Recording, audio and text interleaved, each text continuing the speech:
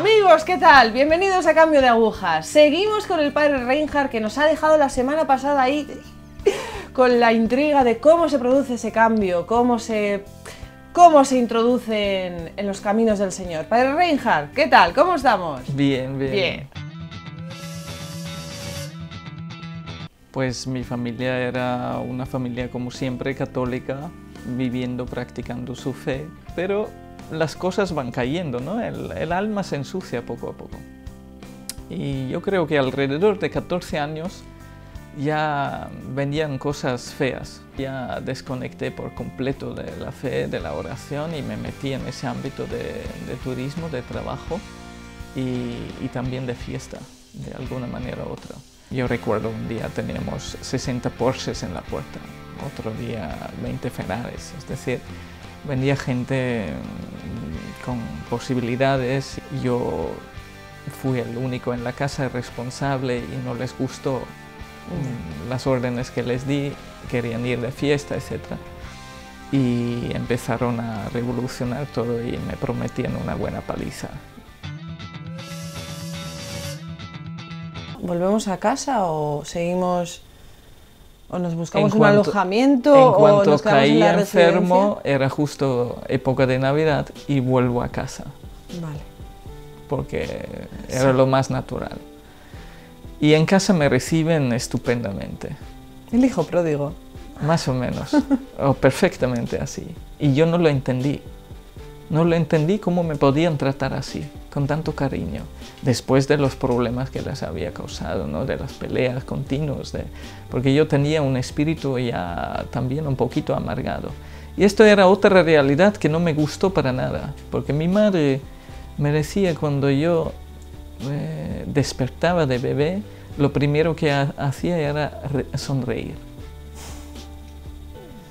Y en esa época ya no podía sonreír. Y eso me dolió mucho. Y ahí dije, esto no puede seguir así. Yo quiero volver a ser feliz. Yo fui feliz. Yeah. Y bueno, en este tiempo en casa tengo una experiencia de Dios muy fuerte. El día de Navidad, que el Papa suele dar la bendición, sí, Urbe et Orbe, pues mi madre entra en la habitación y dice, oye, que va a hablar el Papa, ¿por qué no lo escuchas? Y me cambia el programa. Y yo digo, no, no me interesa. Y ella se sonríe y se va. Yo cambio otra vez el programa.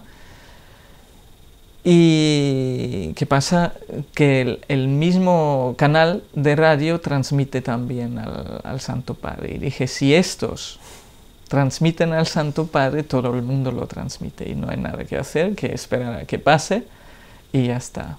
Era el Papa San Juan Pablo II en aquel entonces, ¿no? Y cuando él empieza, no dice nada, solo Feliz Navidad en no sé cuántos idiomas y da la bendición. Pero mientras él habla, algo pasa en mí y es muy fuerte. Y yo digo, ¿quién es este hombre que tiene tanta influencia sobre mí, que me revoluciona interiormente, ¿no? Y en ese momento Dios ya empieza a actuar. Pasa toda una película en un instante. Yo veo y reconozco claramente todos mis pecados. Reconozco que Dios existe.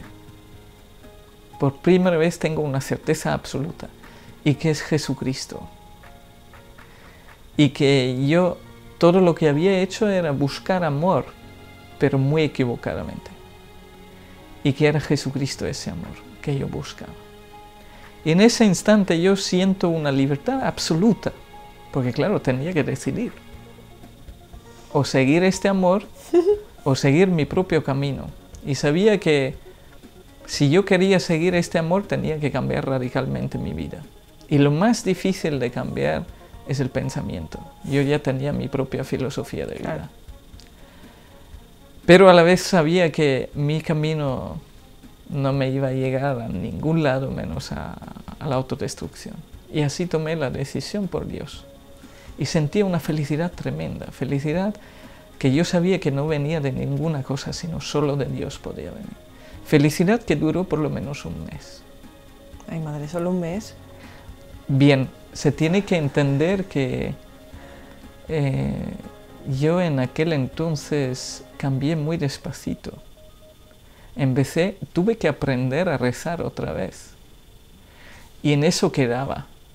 Ya. Dios existe, además, como un Dios perfectamente compatible con la nueva era, Dios que yo todavía me hago a mi gusto, y oración también, bueno, aprendiendo, volviendo al Padre Nuestro, al Ave María, gracias a Dios, a mi madre, también ya introduciéndome otra vez en el Santo Rosario. Alguna vez volví ya a misa, lo que no me gustaba para nada, porque no tragaba ninguna de las homilías, porque hablaban del infierno, del pecado y no sé más cosas. Después de ese mes, pasa ese mes y ¿qué ocurre? ¿Dónde estamos? Ese mes coincide con el final del servicio civil. Servicio social durante un año, ¿no? Y me tengo que buscar algo. Pero ya me gustaba ese trabajo. Hostelería ya no quería. Pues, ¿qué haces? Pues, trabajo social. Había conocido yo un jesuita de México que llevaba varias casas de niños abandonados de los basureros en México ciudad. Sí. Y me había puesto en contacto con él. Y me decía que sí, que podía ir a trabajar allá con ellos. Pero me tenía que comprometer para 2 años. Y tenía que saber un mínimo de español para poder hablar con los niños. Tendría un mes de formación y después ya empezar a trabajar. Dije, pues ya está. A preparar este viaje, este tiempo pasaba en casa. Ya intentaba comportarme mejor, lo que todavía costaba. Empezaba ya poco a poco la práctica cristiana. Y en Semana Santa, mi madre me invita a un retiro espiritual, ejercicios espirituales en silencio. Claro, yo no tenía ni idea. Y para hacerle un favor en agradecimiento para todo lo que había hecho por mí, dije, bueno, voy a llamar, pero con la idea de que ya no me van a coger. Iba a empezar el día siguiente. Dije, ya es muy tarde, no va a haber sitio. Pero como era la comunidad de San Juan, recién llegado a Austria, tenían todavía el monasterio o las habitaciones sin camas y me dijo, ¿estás dispuesta a dormir en el suelo? Digo, sí, no lo podía negar porque estaba acostumbrado a ella. Dice, pues si quieres, mañana por la mañana vienes, aunque nosotros empezamos ya esta tarde, te metes en los ejercicios. Y de alguna manera sentí mucha felicidad de haber dicho que sí, y me fui. Y claro, me perdí la charla de introducción y no tenía ni idea de lo que iban los ejercicios. Pero poco a poco iba descubriendo a través de las charlas el gran amor de Dios, etc. Y el Viernes Santo nos llevan a otra iglesia del pueblo para un acto penitencial, claro. ¿Qué me explicaron? Íbamos a cantar unos cantos y rezar. Lo que yo no sabía que esto también incluía la confesión. ¿Y cuánto tiempo hacía? Puf. Unos años. Y cuando veo que todos pasan por el confesionario ya me puse nervioso. Dije, ¿qué voy a hacer yo? Yo no quiero entrar ahí, no sé cómo hacer. Y sabía el equipaje que llevaba encima, pero no había entendido todavía la grandeza de la liberación del pecado a través del sacramento de la confesión. Pero para no hacer el feo, pues me metí. Y sentía también como el Señor me empujaba fuertemente, ¿no? Siempre cuando yo hice un paso de estos, sentía esa alegría. Y cuando yo experimentaba esa alegría, a por ello, ¿no? Y después me confesé como pude. ¿No? Es un principio. Gracias a Dios el sacerdote me ayudó y salí casi volando del confesionario. Es como si me hubieran quitado unas toneladas de peso. Y ahí ya sabía que no podía seguir el camino así. Tenía que cambiar. Me tenía que decidir por Dios y tenía que empezar una vida realmente cristiana. Y que tenía que salir de Austria para dejar esos lugares donde yo podía Sí, caer otra vez, volver eso es, fácilmente. caer otra vez en el pecado. Y como el padre jesuita no me podía ayudar con el visado para México, pues decidí venir a España con un amigo que era camionero y venía a menudo para aprender castellano. Y después de unos 3 a 6 meses, eso era el tiempo límite que me ponía, iría directamente a México. Y en este viaje tengo la tercera experiencia de Dios muy fuerte, muy fuerte, que es la de la providencia, donde Dios me acompañaba continuamente, donde era como sentir radicalmente que alguien caminaba a tu lado. Aparte de tantos regalitos cuando me perdía, cuando tenía hambre, porque yo caminaba con la mochila durante días en la montaña incluso. Claro, totalmente solo, sin ningún tipo de recurso. O sea, casi... Recursos sí, yo como había trabajado, yo tenía la tarjeta de crédito, pero quería vivirlo a lo pobre. Me compraba pan, salchichón, tomate y agua. Y así... La dieta, muy bien, muy bien. Queso también. Bien, y en ese viaje entiendo que lo que más me importaba era volver a casa un día para pedir perdón a mis padres por todo el mal que había hecho. Y también entendí que tenía que avanzar ya más, que no podía dedicarme solo a caminar, que ya había visto lo que tenía que ver y tenía que seguir. Y más tarde entendía perfectamente el por qué el Señor me guiaba realmente de un lugar al otro, aunque yo no entendía. Vale, hablemos de esos lugares. Hablemos de los lugares claves en los que... Un lugar clave era Jofrín, la comunidad de los siervos de los pobres del tercer mundo. Era la única dirección que yo tenía. Pero cuando yo llego, solo está el superior. Y está ya solo una media hora más, porque iba a ir a un campamento y después, como los demás hermanos, al Perú, a las misiones durante el verano. Y por tanto, yo entendí perfectamente por qué tenía tanta urgencia de llegar, porque si no, hubiera encontrado la casa vacía. Y a lo mejor hasta me hubiera desesperado, sin saber a dónde ir. Pero él era como un punto de referencia. Además me prometió, si aguantas 2 o 3 meses, vuelves y a partir de octubre ya puedes estar con nosotros todo el tiempo que quieras. Y me dio mucha esperanza. Volví a Cuenca. En Cuenca ya sufro una pequeña crisis, no encuentro lugar. Entro en una iglesia. Un sacerdote celebra solo la misa. También ya estaba de salida a otro lado. Después de misa le pregunto con las 4 palabras en castellano que yo sabía que estaba aprendiendo en el camino, dónde había un lugar para quedar unos meses para aprender español, rezar y trabajar por cama y comida. Y le pongo el mapa delante. Y lo que yo entendí me indicaba un pueblo que era Priego, donde en el mapa vi la señal de un monasterio y ya me hice yo mi propia película. Lo que yo entendí era, ahí hay un monasterio de frailes ancianos que siempre necesitan ayuda. Y ahí seguramente encontraba un sitio. Claro, cuando yo después, días más tarde, llego a este sitio, era justo, coincidió que era domingo, me quedo a misa, espero a misa, y ya veo que nada de frailes ancianos, sino monjitas jovencitas, sí. Y ya lo dejé caer todo y dije, ¿para qué voy a seguir más? Me busco ahí una cueva, una casa caída en ruinas, lo que sea, pero tengo que avanzar estudiando, en el camino no se puede hacer. Y después de misa me tiro ahí al lado de la iglesia, en el suelo, a descansar un poco y a pensar, a ver qué es lo que hago. Y después de cerrar las puertas, el párroco se me acerca y me quiere dar un poquito de dinero. Y yo le dije, no, dinero no quiero, no necesito dinero. Necesito un lugar donde puedo dormir durante por lo menos un mes para aprender español.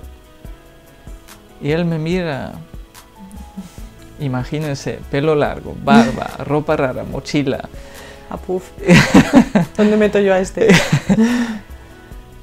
Y me dice, para un mes no, pero para una semana puedes quedarte. Y ya para mí esto era la gran esperanza. Y en esta semana voy conociendo a las hermanas de vista. Ellas me ven ir todos los días a misa y ya me preguntan qué es lo que hacía. Yo se lo expliqué y van y piden al párroco si podía quedarme más tiempo. Y ya consiguen para un mes. Dije, fenomenal, esto es una maravilla. Y después de una semana, el 16 de julio, tienen una celebración las hermanas, que es entrar al noviciado. Claro. Son las siervas del Hogar de la Madre y me invitan a la celebración. Digo, bueno, como no lo he visto nunca, ¿por qué no? Además, como iba a misa todos los días. Y antes de misa, estoy en la iglesia rezando y alguien me coge del hombro y me empieza a hablar en español. Claro, no entendí nada todavía. Y me dice, ¿hablas francés? Digo, sí. Y me empieza a hablar en francés y lo primero que dice es, ¿eres tú el joven que quiere ser sacerdote? Y ya te puedes imaginar cómo se me descuadraba todo. Digo, no, no soy yo. Y se sonríe el sacerdote, que es el padre Rafael, y me dice, bueno, si quieres, yo es que me tengo que preparar ahora para la celebración, pero nosotros después de misa tenemos un pequeño convite en el monasterio, si quieres te vienes y ya hablamos. Y como había comido por el medio, ahí me tenía enganchado. Y nada, después hablando con el padre Rafael, me explica lo del Hogar de la Madre, no entiendo nada en absoluto. Y después me dice, ¿y tú qué haces aquí? Y le explico la realidad que yo buscaba. Y después unos momentos de silencio dice, mira, si quieres yo te ofrezco de venir con nosotros mañana hacia Cantabria. Ahí trabajas, aprendes castellano y si ves que no es lo tuyo, en 10 días te marchas otra vez y te buscas otra cosa, ya sabes cómo se hace. Y yo digo, es que es eso lo mío. Pero a la vez dije, qué locura, no conozco a nadie. Pero digo que sí. Y de hecho sentía una felicidad muy grande. Y el día siguiente vine con ellos a Cantabria. A ver si podía estar... Sí, bueno, mi idea era estar ¿trabajar? Como mucho unos meses y ya salir para México. Eso era mi idea, nada más. Pero después el Señor pues cambia las cosas. Yo escribo a mi madre diciendo, estoy aquí en el Hogar de la Madre, tienen una espiritualidad carmelitana, explico un poquito las misiones. Y al final pongo, no sé por qué estoy aquí, pero bueno, sigo aquí, estoy bien aquí. Y mi madre tiene la cara de responderme enseguida diciendo, yo sí sé por qué estás ahí. Y después me explica dos cosas que no sabía para nada. Dice, desde que tú saliste de casa, yo rezo todos los días a Santa Teresita del Niño Jesús. Ella es carmelitana y dices que tienen espiritualidad carmelitana. Pues es ella quien te ha llevado ahí. Y después dices que se llama Hogar de la Madre. Yo cuando te bautizamos, después del bautismo, te consagré a la Virgen y dije, ese es tuyo, ocúpate tú de él. Claro, para mí eso era muy fuerte, porque como había hecho esa experiencia de la providencia de Dios, esto me hablaba muchísimo. No era una casualidad que yo estaba aquí. Pero yo quería ir a México. Ay, madre. Pero bueno, lo dejo aparte. Sigo trabajando, sigo estudiando. Hacemos un viaje a Italia. Era el año 2000, Jornada Mundial de la Juventud en Roma. Nos encontramos con un sacerdote que cuando me ve se ríe mucho. Ya tenía el pelo cortado, pero tenía todavía la barba. Y pregunta, ¿y este quién es? ¿Qué hace? Y le explico que soy cocinero camarero y dice, hazte camarero del Espíritu Santo. Y después me dice otra cosa. Después de que yo le expliqué que quería ir pues, de misiones, dice, tienes que formarte antes para poder ayudar en las misiones. Y claro, era normal, pero no se me había ocurrido. Ya. Pasa tiempo, llega octubre, los hermanos se tienen que ir a estudiar. El padre Rafael dice, bueno, como ya después de estos meses aquí ya sabes bastante español, ¿por qué no te vas a estudiar con los hermanos? Inténtalo. Y si ves que no, pues vuelves. Vuelves y ya está. O te vas. Pero no me gustó tampoco para nada, porque sentía que me iba atando cada vez más aquí y no iba a salir. Y pregunto a otros sacerdotes, se lo explico y digo, ¿cómo voy a saber yo? Y dice, mira, los apóstoles para saber quién tenía que suceder a Judas, lo que hacían era rezar y echar una suerte. Pues ¿por qué no rezas y echas una moneda y a ver lo que sale? No me gustó la idea porque es peligrosa. Tienes un 50% de posibilidad de acertar. Pero no sabía qué hacer. No tenía otra oportunidad. Rezo, lanzo la moneda y sale que tenía que ir a estudiar. Y justo pasa otro sacerdote. Claro, no le digo nada, que ya había lanzado la moneda, le explico la situación. Dice, pues hazlo. Digo, no, hazlo tú que eres cura y tienes contacto directo con el jefe. Pues nada, rezamos, lanza, sale. Y ya la cojo la tercera vez, lanzo otra vez desesperadamente. Y otra vez sale que tenía que ir a estudiar. Estaba claro, ya no. Ya no podía decir que no. Me voy a estudiar, pero digo al Señor, mira, no me gusta eso. Y si yo veo que no puedo con ello, me voy enseguida. Pero no solo que me voy de la universidad, es que me voy de España. Me voy a México directo. Y nada, en un mes ya el Señor me ayudó y en un mes es verdad que estudié todos los días español durísimo, acababa casi todos los días con dolor de cabeza, pero después de un mes podía seguir el curso de filosofía. Bueno, en mi tierra, que también ayuda. También. Entonces... Tierra de Burgos, eso austero. Es. Entonces ayudas. Y nada, después descubro además no solo que tenía que estudiar, sino también que tengo vocación sacerdotal a través del testimonio de otro sacerdote. Pero claro, yo todo callado como un héroe, no digo nada a nadie porque no va a ser que después no me dejan en paz y no tengo posibilidad de escapar. Pero ya descubro la vocación sacerdotal y digo, madre mía, no quiero llevar sotana, yo como mucho un hábito, como los franciscanos, algo por el estilo.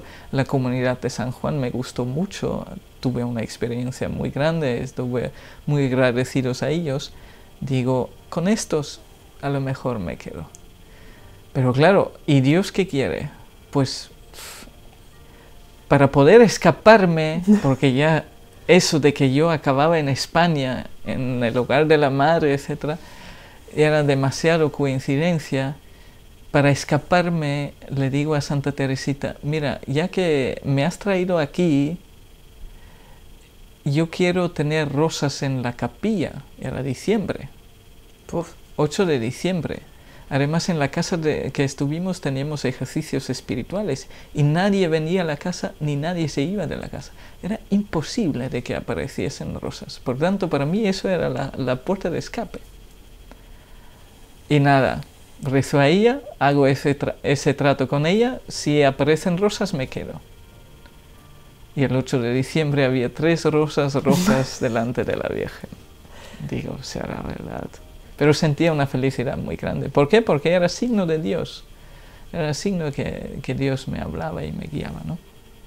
Pero todavía muy burro, digo, bueno, para que yo entendiese bien, me tienes que hablar claramente. Realmente, inconfundiblemente. Pasan las semanas, un día se me acerca el padre Félix, dice, ¿podemos hablar? Digo, sí. Dice, ¿qué te parece si para Navidad ofreces tu barba al niño Jesús y el 1 de enero entras como candidato? Pues, ¿qué iba a decir? Pues sí. No queda más remedio. Pues sí. Y nada, así hicimos y nada, ya llevo años sacerdote ahora. ¿Y feliz? Y feliz, sí. ¿Y amando? Bueno, todavía estoy aprendiendo. Eso cuesta, ¿eh? Sí, yo creo que es lo más difícil, ¿eh? Pero se siente amado. Sí, demasiado. Demasiado amado y demasiado mimado, pero somos muy pobres. Bueno, pues Muy todo pobres. ese amor hay que sacarlo para afuera. Sí, Es verdad que el que se acerca, siempre algo que decía al principio, el que se acerca busca esa conversación, Sí. busca el abrazo, busca el sentirse amado. Entonces, padre, tiene una misión. sí, hay que rezar Aquello mucho. que usted quería, otros lo quieren también. Sí. Todos tenemos una misión. Sí, tanto los sacerdotes como los casados, los solteros, cualquiera. Sí, todos tenemos una misión. En primer lugar la santidad y después en el lugar donde Dios nos coloca y nos quiere. Pues a ello.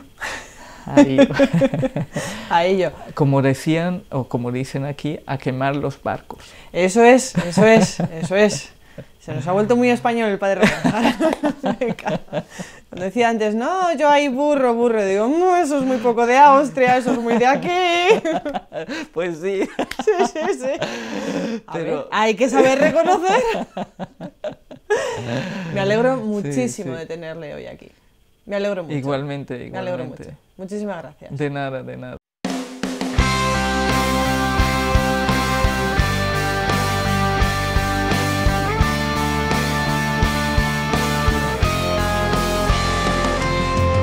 Amigos, amar, sentiros amados, porque si no nos sentimos amados, no somos capaces de amar. ¿Quién nos ama profundamente? ¿Quién nos ama infinitamente? Es Dios y Nuestra Señora la Virgen. Sentiros amados, buscad ese amor. Y con ese amor tan grande, proyectarlo hacia aquellos que os quieren, hacia aquellos que os quieren abrazar, hacia aquellos que quieren abrazar la fe y no saben cómo. Proyectarlo. Sed testigos. Casetita evangelizadora. Como decía yo hace 4 años cuando empezamos este programa. Casetita evangelizadora. Caminad siendo casetita evangelizadora. Y amar. Padre, gracias. De nada. Gracias, amigos, gracias.